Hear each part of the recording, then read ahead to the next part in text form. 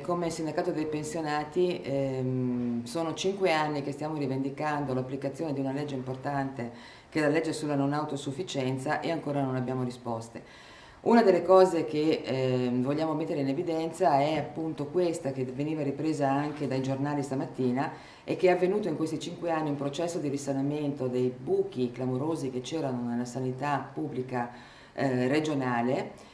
Cosa per carità assolutamente positiva, noi l'abbiamo detto tante volte che insomma questo era un dato su cui bisognava riflettere collettivamente.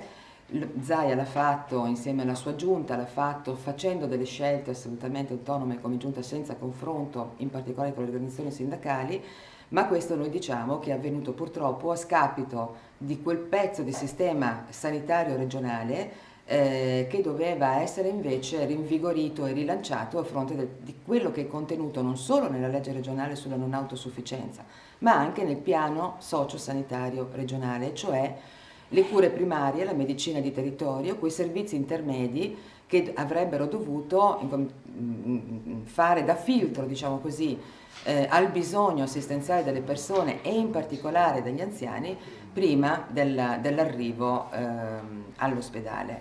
Noi nel Veneto abbiamo delle ottime normative sia sul piano sociosanitario sia le leggi sulla non autosufficienza.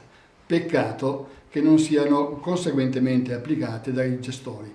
Questo provoca un grave problema per tutte quante le famiglie che hanno non autosufficienti da dover gestire.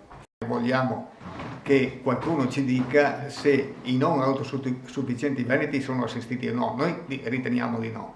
Riteniamo di no per un paio di motivi. Primo, perché la legge di tutela dei non autosufficienti questa giunta non l'ha applicata nonostante questa legge abbia ormai 5 anni. Secondo, c'è tutto un problema che riguarda le modalità di assistenza degli anziani che in questa regione sono soprattutto proiettati sulla residenzialità.